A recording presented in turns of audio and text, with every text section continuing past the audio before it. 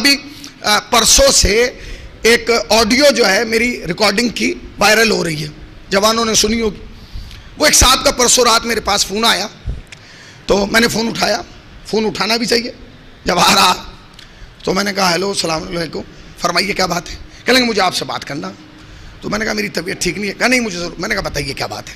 تو کہنے لگے کہ آپ نے اپنی مجلس میں ایک جملہ استعمال کیا. تو میں نے کہا وہ جملہ کیا تھا. تو کہنے لگے کہ آپ نے آیات الزام کے لیے ایک لفظ استعمال کیا. میں نے کہا وہ کون سا تھا بتائیے. میں گھبرا گیا. میں نے کہا شاید بھائی مجھ سے کوئی بہت بڑی غلطی ہوگی. کہیں گے نہیں آپ نے کہا کہ تقلید جو ہے وہ نائب امام کی ہوتی ہے. تقلید کس کی ہوتی ہے؟ اچھا میں آپ سے پوچھ رہا ہوں، آپ لفظ نائب امام کب سے سن رہے ہیں؟ اپنے بچپن سے؟ آپ کب سے سن رہے ہیں؟ اپنے بچپن سے. آپ کب سے سن رہے ہیں؟ اب یہ جتنوں لوگ کہہ رہے ہیں کہ ہم بچپن سے سن رہے ہیں، ان کی خود عمر جو ہے وہ 60 سال سے زیادہ ہوگی. نائب امام سب سن رہے ہیں یا میں نے پہلی دفعہ کہا ہے؟ تو خیر انہوں نے بات کی تفصیلاً، اور اس کے بعد اس آڈیو کو وائرل کر دیا یوٹیوب اور فیس بک پہ. کوئی بات نہیں، آپ نے ریکارڈ کی تھی، آپ کو وائرل کرنے کا حق ہے.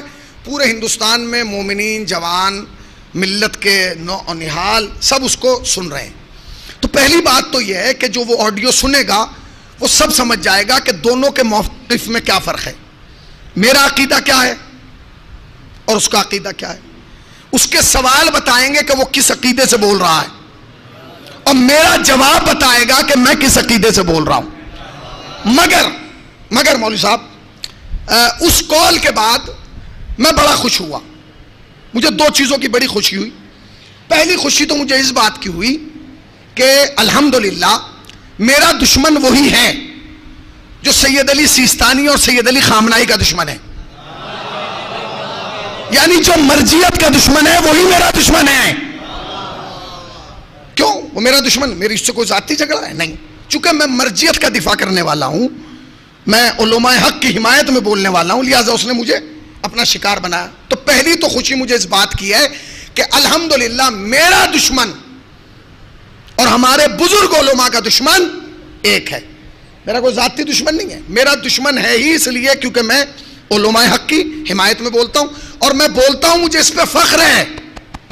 میں حضرت آیت اللہ سیستانی کی حمایت میں بول رہا ہوں، مجھے اس پہ فخر ہے، ناز ہے، افتخار ہے.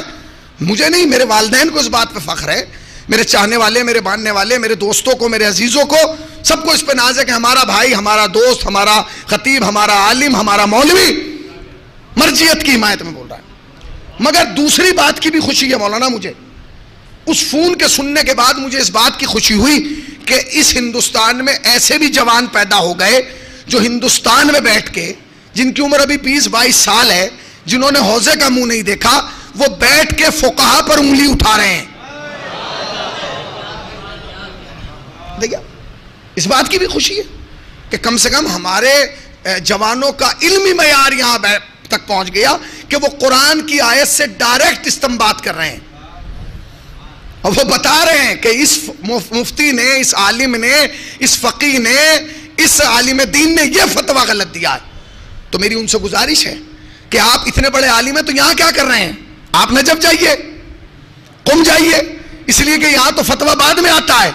آپ وہیں بیٹھیے تاکہ جیسے ہی کوئی غلط فتویٰ دے وہیں کہ وہیں آپ اصلاح کر دیں. وہیں رہیے آپ.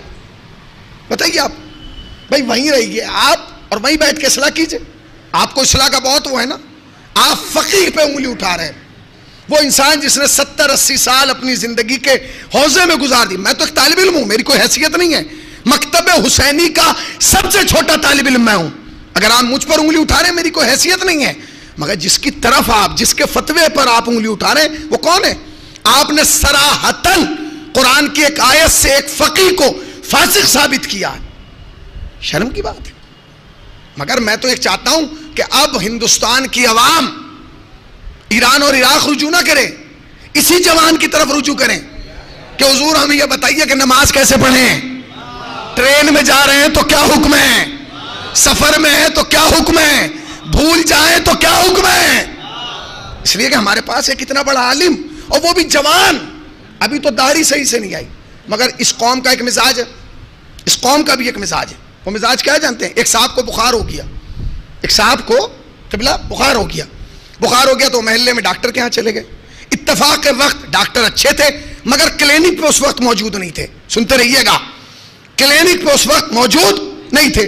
ان کا بیٹا وہاں موجود تھا, وہ نہیں تھے, ان کا بیٹا وہاں موجود تھا. تو انہوں نے کہا کہ بیٹا پاپا کب آئیں گے؟ تو انہوں نے کہا پاپا تو شام میں آئیں گے. آپ کیوں آئے؟ کہا مجھے دوا لینا تھی, مجھے تھوڑی حرارت ہے, بخار ہے, تپ میں مبتلا ہوں, مجھے دوا چاہیے تھی. اس نے کہا رک جائیے میں دوا دے دیتا ہوں. اس نے کہا آپ ڈاکٹر ہیں؟ کہ نہیں میں ڈاکٹر نہیں ہوں, میں تو کرکٹر ہوں, کوچ ہوں. اس نے کہا پھر میں آپ سے دوا نہیں لوں گا. پتہ نہیں کہاں بیٹھے ہیں. کہ کیوں؟ کہ میں بخار کی دوا اسی سے لوں گا جو بیماری کو جانتا ہو, پہچانتا ہو. تو میں جملہ کہوں, جب یہ قوم کرکٹر سے دوا نہیں لے رہی ہے, دین کیا لے گی؟ شریعت کیا لے گی؟ اصول کیا لے گی؟ احکام کیا لے گی؟ کہاں ہیں آپ؟ آپ کس ویڈیو کو وائرل, آپ کسی کو نائب امام نہیں مانتے, نہ مانیے, کوئی زبردستی ہے, مگر جو مانتے ہیں انہیں تو ماننے دیجئے. اب وہ لوگ اس کو شیئر کر رہے ہیں, کمنٹس کر رہے ہیں, یاد رکھیے گا وہ جب شیئر کرتے ہیں نا بتا دیتے ہیں ہمارا بھی عقیدہ یہی ہے. اچھا میں آپ سے پوچھ رہا ہوں, جن صاحب نے مجھے فون کیا تھا, میں ان سے اس ویڈیو کے ذریعے اور اتنے بڑے مجمع کے سامنے, یہ بنارس میں سجی ہوئی مسجد موجود ہے, میں ان سے سوال کرنا چاہتا ہوں کہ مجھے آپ دو چیزوں کے سوال کے جواب دے دیجیے. یہ بتائیے جب آپ کا نکاح پڑھا گیا تو جس عالم نے نکاح پڑھا تھا وہ آپ کے عقیدے کا تھا یا ہمارے عقیدے کا تھا؟ پتہ نہیں کہاں بیٹھے ہیں بھائی. وہ جس عالم نے آپ کا عقد پڑھا وہ ہمارے عقیدے کا تھا یا آپ کے عقیدے کا تھا؟ وہ تقلید کرتا تھا یا تقلید کے خلاف تھا؟ اگر تقلید کرتا تھا تو آپ نے نکاح کیوں پڑھوایا؟ پھر تو آپ کے نظریے سے وہ عالم بھی غلط, اس کا نظریہ بھی غلط, پھر نکاح بھی غلط. اچھا نکاح غلط, کہاں بیٹھے ہیں بھائی؟ بھائی اگر نکاح غلط ہے تو پھر جو آنے والی اولاد, تو یہ کہ جس آدمی نے آپ کا عقد پڑھا وہ آپ کے عقیدے والا تھا یا نہیں؟ پہلا سوال. دوسرا سوال یہ کہ جس عالم نے آپ کے دادا کی نماز جنازہ پڑھائی وہ آپ کے عقیدے کا تھا یا ہمارے عقیدے کا تھا؟ اگر وہ فقیہ کو مانتا تھا تو ہمارے عقیدے کا ہے, نہیں مانتا تھا تو آپ کے عقیدے کا. تو اگر آپ کو اب اندازہ ہوا کہ پڑھانے والا جس نے دادا کی نماز جنازہ پڑھائی تھی وہ ہمارے عقیدے کا نہیں تھا, وہ تو مجتہدین کو مانتا تھا, تو پھر جائیے دادا کی قبر پہ اور رو رو کے معافی مانگیے کہ دادا کیا کروں, جب آپ انتقال فرمائے اس دنیا سے گئے, کیونکہ آپ تو بہت اچھے تھے, اب میں آپ کی نسل میں برا آ گیا تو کیا کروں. بھائی ہم ایسا تو نہیں ہے کہ اگر بیٹا برا ہو تو باپ کو بھی برا کہنے لگے, نا نا نا نا, ہمیں شریعت نے اجازت ہی نہیں دی. ہمیں یہ کہا ہے کہ جہاں بیٹا برا ہو وہاں بیٹے کو برا کہو, باپ کو اچھا کہو. جہاں باپ اچھا ہو وہاں باپ کو اچھا کہو, بیٹے کو برا کہو. دونوں مثال ہمارے پاس ہیں, بتائیے دونوں کردار آپ کے پاس ہے کہ نہیں؟ ہم نوح کو اچھا کہتے ہیں, بیٹے کو برا کہتے ہیں. ہم محمد بن ابی بکر کو اچھا کہتے ہیں. افسوس ہے آپ کے ابا اچھے ہیں, آپ کے دادا اچھے تھے, مسجد کے بانی تھے, آپ ایسے خراب کہاں سے نکل گئے؟ اچھا میرا تیسرا سوال مولانا اور ہے جو بھی اس منبر پہ آیا, میں یہ پوچھنا چاہتا ہوں کہ یہ جو آپ نے نظریہ پیدا کیا, مجتہدین کو جو آپ گالیاں دے رہے ہیں اور مجتہدین کے جو خلاف بول رہے ہیں اور ان کے فتاوی کے خلاف بول رہے ہیں, میرا آپ سے سوال ہے یہ آپ اپنی طرف سے بول رہے ہیں یا کسی کے بتانے کے بعد بول رہے ہیں؟ آپ کو کسی نے پڑھایا ہے, کہیں باہر سے کوئی کال آئی ہے, کسی باہر بیٹھنے والے نے کہا یہ کر؟ اگر تو اپنی مرضی سے بول رہا ہے تو صحیح ہے, مگر اگر تو کسی کے کہنے پر بول رہا ہے تو اسی کا نام تو تقلید ہے.